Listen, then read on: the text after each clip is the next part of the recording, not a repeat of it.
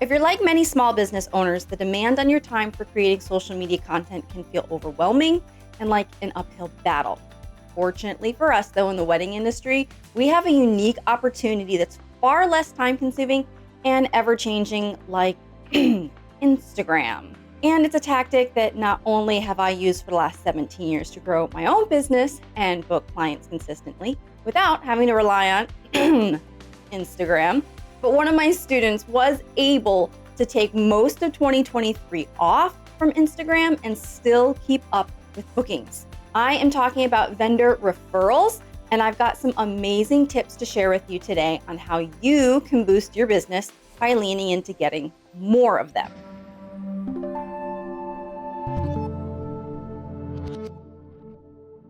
Before we dive into today's conversation, though, I've got some exciting news. It's a new year, and with that, Beauty Business Collective library of trainings and resources is getting its annual overhaul. On deck is a total revamp of Visibility Factor, my Instagram marketing course, and a restructuring of Next Level Bridal Business to get you better results in less time. But up first, Unique as Fuck is relaunching live this month. So head to the show notes for today's episode to join the waitlist, and you can score some limited time bonuses and early bird pricing. When I first started my bridal business, I thought getting on preferred vendor lists meant emailing a bunch of venues or planners and then scheduling, meetings or coffee dates so I could show them my skills as a makeup artist and wow them. I thought it would get me on their list. I'd literally show up with like a printed book of my work from Snapfish. Yes, I'm aging myself. I used Snapfish, and it was all of these little photos in that cheap little book. And I would show up thinking that I was like interviewing at an agency in New York, and like, this is my portfolio, a little stack of business cards in my pocket. But little did I know at that time that I was going about things all wrong. And in the almost 2 decades since, I've built a much more reliable system for getting vendor referrals. I no longer reach out to people cold. I have a really strategic system. Now, this is something that I teach in Next Level Bridal Business. It's part of phase 4 inside of the course. I have a whole blueprint for how to build vendor referrals and a really strong network. And then I talk about it again a little bit inside of my Styled Shoots course, specifically using that opportunity and that tactic to build your referral network. But today I want to share with you some of my best tricks and tips to help you build a more authentic referral network so you can step away from social media a little bit if you're finding it overwhelming, trying to keep up with all the changes, or if you are finding that it is just so time consuming and it's pulling your time and your energy away from providing your clients with a really outstanding client experience. Not everybody wants to be the subject of your stories and your feed and your TikToks and your reels and things like that. Not everybody's bridal clientele is all about that. And sometimes when you're like really in the zone and you are just going and you're having great conversations and you're doing your best work and people are just really loving how you're making them feel in the moment, you might be like me where you get in the car and you're like, shit, I forgot to take photos or I forgot to take videos, or the ones that you did capture just really kind of aren't like up to snuff. If you have a really strong referral network, you don't have to put so much time and energy into the social media aspect of marketing your business. So I wanted to really emphasize and share during January because it's a slow time throughout most of the country where people aren't really doing as many weddings.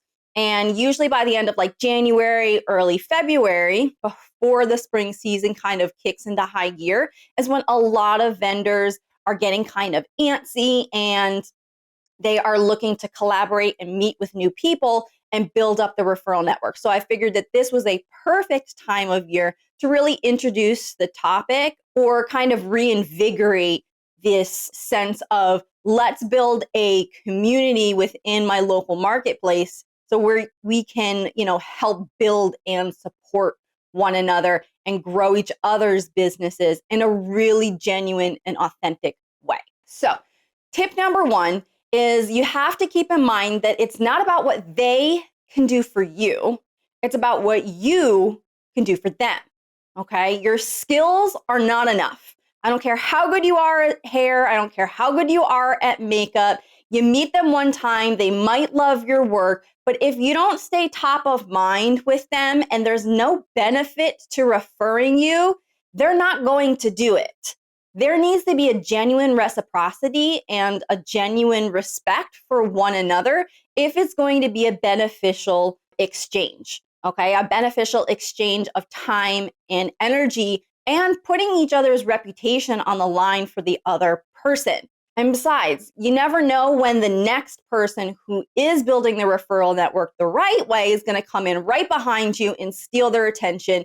And now suddenly they're busy referring that other person instead of you. So you really need to keep in mind, all right, what can I do for them? And one of the tips that I teach people is to go and interact with them on social media. If you find social media overwhelming with posting and you're much more comfortable with scrolling and searching and commenting, well, that's really what the point of social media is to begin with, to be social, to have conversations and to interact with people. So by engaging with other people's account that you want to build these relationships with, it's a really easy and authentic kind of way to start building up that relationship.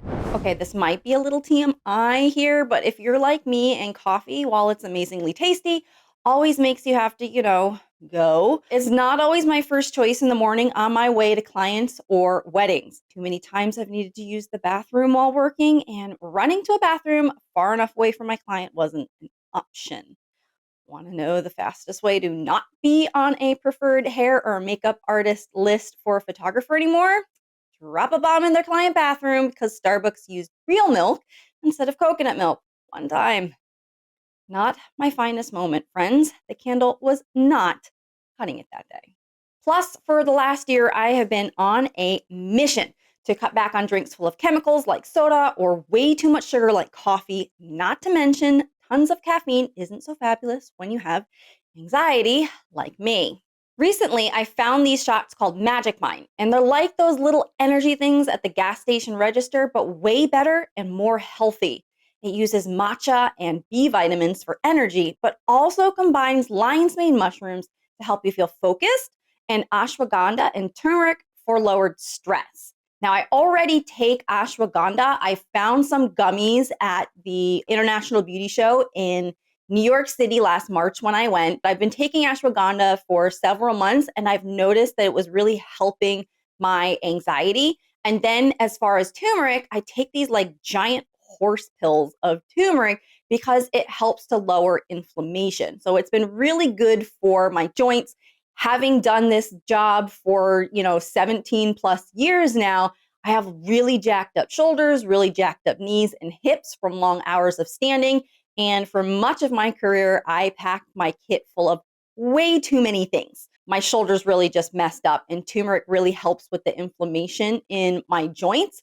But it also really helps, little side note, if you have really bad cramps for your period. I always can tell the difference when I haven't been taking the turmeric pills leading up to my cycle because those kill me every time. Those cramps are just so bad. So when I saw that the Magic Mind not only had matcha for all natural caffeine plus the B vitamins, but then it had the ashwagandha and the turmeric, I was totally sold. I also saw that it wasn't like an energy drink, so to speak, that was going to make me jittery and crash. So now I can drink one of those on my way to early morning clients without worry. And then I just hydrate with water while I work instead.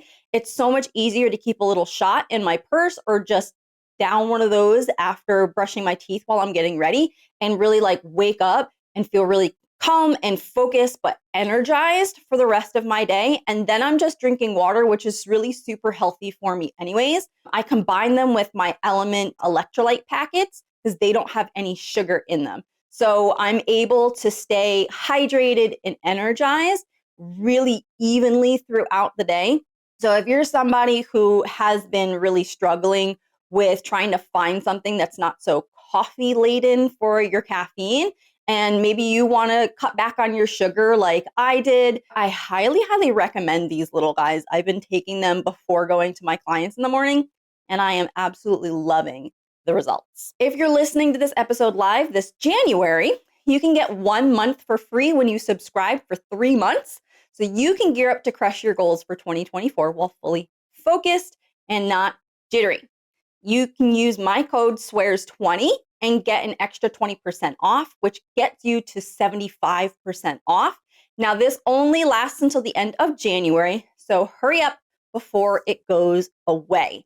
Again, you can find the link to Magic Mind right in my show notes for today's episode. Tip number 2 is to build a relationship first by doing those types of interactions, by commenting, by responding to stories, things like that. You wouldn't just walk up to a stranger and ask them to hand out your business cards just because your hair and makeup look cute that day. Like, I don't go to the mall with a stack of business cards and be like, hey, I'm obviously like really good at hair and makeup. Look at some of these photos on my phone, on my Instagram. Aren't I the shit? Here, you want to hand out my business card to people?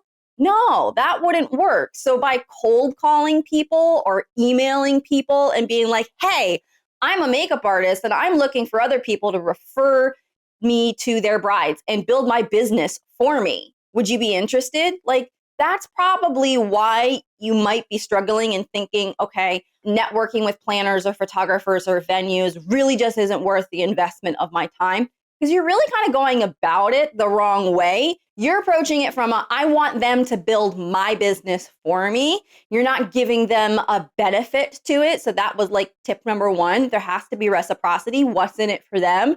But you also wouldn't do it to a stranger. You have to build up a relationship with them first. They have to know who you are and understand this isn't just some stranger. I've had these conversations with this person.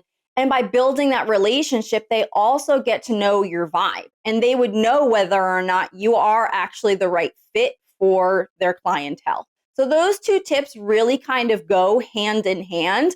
Find out what can you do for them and helping them build a social media presence with lots of active engagement and sharing some of their content with your audience.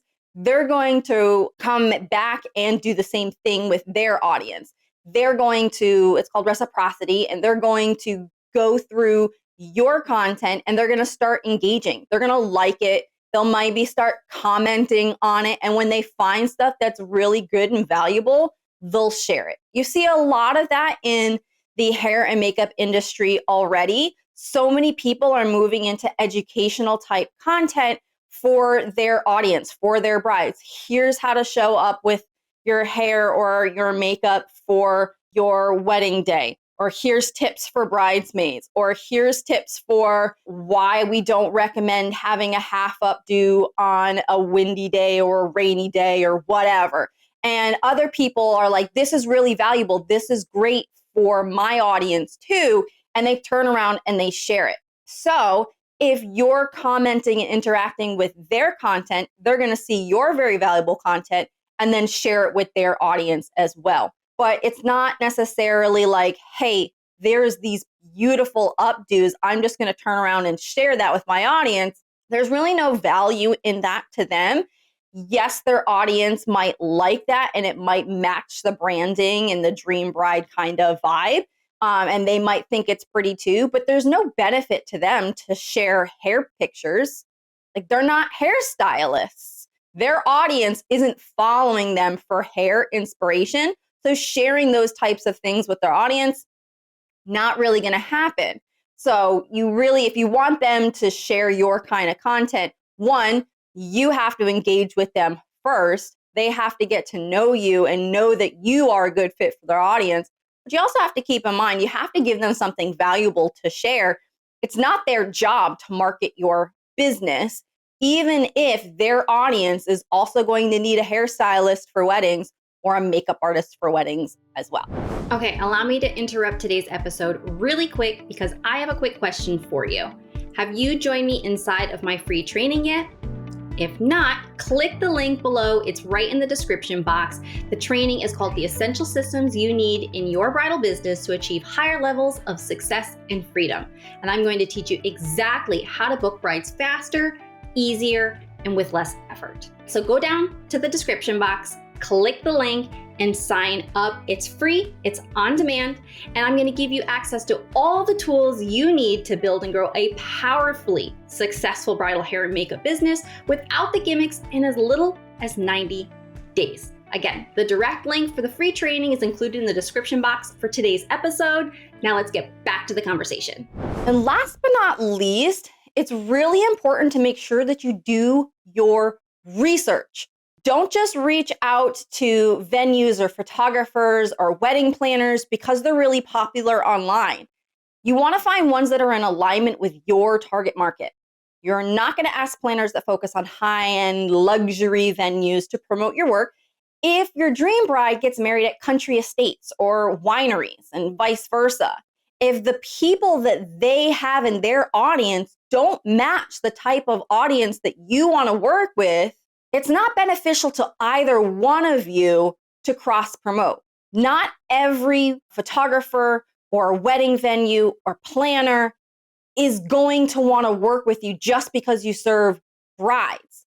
A smart wedding vendor is going to invest their time in relationships with other people who have similar dream brides, who have a similar target market.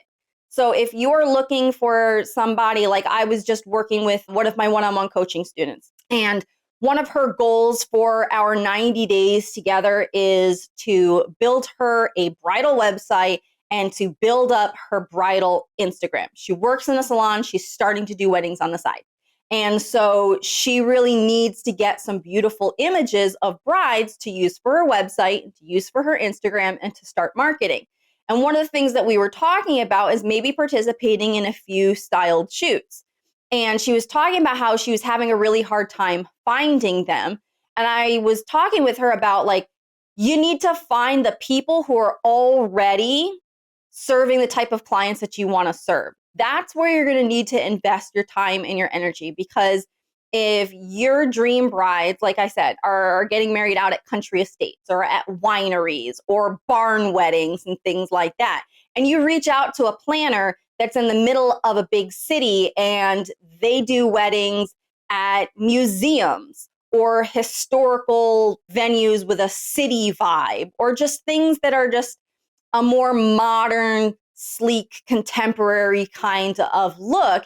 And you're like, hey, I have this styled shoot. It's going to be out in the country at this barn. They're going to be like, whoa, whoa, whoa. That does not fit in with my portfolio. No, thank you.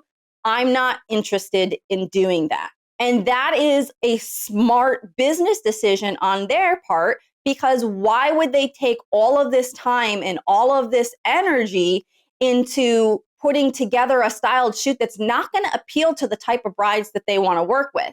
The brides that they work with aren't getting married at barns. So you're wasting your time by contacting them, and they would be wasting their time by participating in that type of a shoot.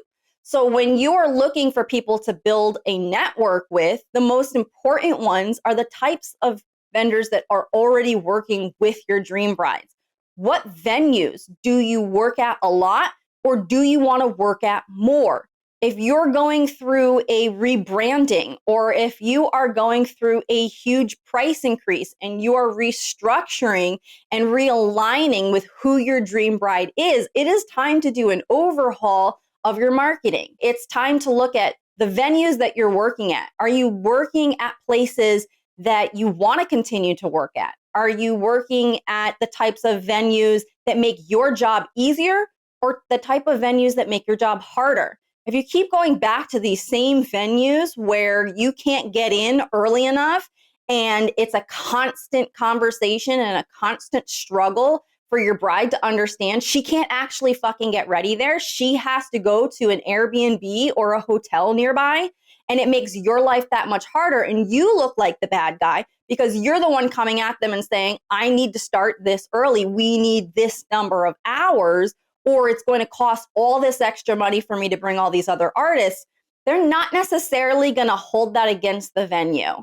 they're probably going to be a little bit irritated that you can't just get it done for them in this shorter time frame, or you have to charge them extra or whatever. We can try and blame the venue as much as we want, because at the end of the day, it really is the venue's problem or the venue's fault, but it becomes our problem. So if you keep running into those types of situations, guess what?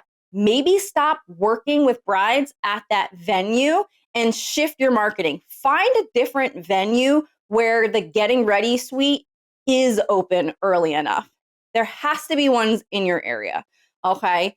Or, just really start shifting your marketing to work with brides who are already intending to get ready at Airbnbs. Maybe find some Airbnbs in the area and do some shoots and set up there and tag them and then talk about that. And then now you have somebody to refer to your brides when you're like, yeah, you're probably going to need an Airbnb. I've got some great recommendations.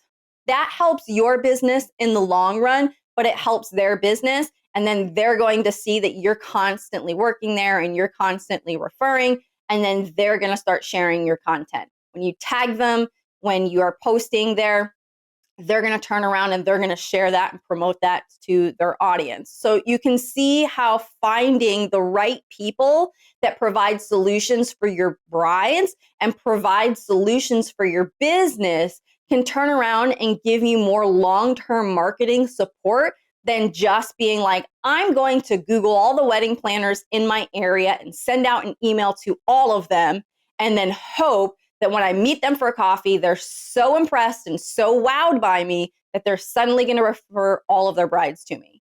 It doesn't really work that way. Not in today's modern world. There's so many easier ways to connect. So start out by doing your research, finding the right people, and then connecting with them online, building a relationship with them first. Have genuine conversations. Don't send out your first email or your first DM and being like, hey, I'm looking to connect and network with other photographers, whatever, in my area. That just feels really spammy. Go watch their stories, respond to them, comment on them, start having genuine conversation. If they're posting about their dog and you love dogs, have a conversation about their dog with them. Get to know who they are as a person first, and then start to build a business relationship, because people don't want to feel like they're being taken advantage of. So when you get to know people and who they are, their vibe, their lives, have genuine conversations, their business dream brides are in alignment with your business dream brides, it all starts to build up this synergy. It all starts to build up this benefits that's clear and obvious to each side of the relationship there, where you're like, hey, we should join forces. And now that might end up being like styled shoots, or, when people are asking about, oh, I need hair for this, or, oh, I need makeup for this. Or if they're photographers and they have a studio and they work with their brides, or if they have brides who are coming to them really early in the process and doing engagement shoots, they can say, hey, I know an amazing hairstylist, or I know an amazing makeup artist. You should hire them for your engagement shoot that's coming up. Or if it's a wedding planner, they always have preferred vendor lists. If it's a venue, they have preferred vendor lists. And the more often you are there, the more often you're talking about that venue, the more often you're tagging that venue, your business starts to become associated with that venue online. And then the people who are researching that venue are much more naturally and organically going to find you. And see, all of these strategies work on a mutually beneficial relationship that you're building with venues, and not how many likes or views your reels get. It's not about how much engagement your stories are getting. While those are all really important pieces of marketing, it takes a lot more time and effort to be consistent with getting those results, rather than just having genuine friendships and relationships with other people in your immediate area and building a referral network based off of that. That's how my clients are able to post on Instagram when they're happy, when they're inspired, when they have great work, when they have, something important educationally that they want to post. And they're not being like, if I take a week off of Instagram to spend time with my family at Christmas or over the summer or whatever, my business is going to fucking die. My engagement is going to tank. I'm going to have to post again every single day to ramp engagement back up. It's not this constant spinning hamster wheel where you're feeling burnt out and you're always feeling frustrated. You can take that time off and ease in and out of your flow on how you're posting, and it's not going to affect your business. I was able to run a successful bridal business by only posting a few times a year because the vast majority of my inquiries came in through the relationships that I had spent the last 15 years or so building, and they were genuine relationships. If you're feeling overwhelmed with Instagram, there's a couple of solutions for you. One, really lean in to your relationship building and your networking and your referral network by using the tips that we talked about in today's episode. The other option is maybe it's time to reframe how you're using Instagram and how you're creating content. More often than not, people are afraid of recycling their content or repeating themselves. Little tip for you guys. Somebody needs to hear your message a minimum of 8 times before they remember it. It's kind of like the key of marketing 101. If you've ever done anything in type of advertising, you can't just buy one ad and expect it to suddenly work for your business unless you're putting out like millions of dollars into a Super Bowl ad and millions upon millions of people are seeing your message in those 15 or 20 seconds. They need to see your message multiple times. And it's not just your business and your business name. That's why so many people on Instagram really, really harp on consistency and quantity, because your message needs to be seen multiple times by people to really remember. And having to pump out that much content is really exhausting. And if you're trying to think of something new every single time, you're going about it all wrong. So in my revamp of Visibility Factor, which is going to be relaunched sometime in February, I think it's slated for like the end of February right now, it's going to focus really heavily on creating a sustainable content calendar and creating a content bank. I've talked in some other episodes about how to create a content bank. And this revamp of the course is going to be less on the tech side and less on like, here's how to use Instagram. It's 2023, guys. People should know how to use Instagram. We should know the difference between a static post, a carousel, and a reel. So it's still going to have a lot of like the in-depth strategy of like, here's how you use reels. Here's what reels actually do for your account. Here's how to structure good reels. Same thing for static image posts versus carousels, and then as well as my stories strategies. So if you are somebody who's like, you know what, I really need to get a handle on my Instagram and start using it more effectively so I don't have to pump out so much content, I can really automate a lot of that process. That might be a really good solution for you. You can go to my Instagram at BeautyBizCollective, and you can find the VF, which is Visibility Factor highlight, and find out some more information about that. And then also there's going to be a slide in there where you can click and you can get yourself on the wait list for that one when it comes out the end of next month or so. But if you're struggling with trying to figure out, well, who is my dream bride and how do I find these vendors? Unique as Fuck is coming back, and that is what that course specifically teaches. Here's how to identify who your dream bride is and how to find the vendors that also serve your dream brides so you can start building up this referral network and just make it a much easier process to go through all of these steps. They're all going to flow together much easier. Identify your dream bride, build a referral network, market to her online more effectively, and then you're golden.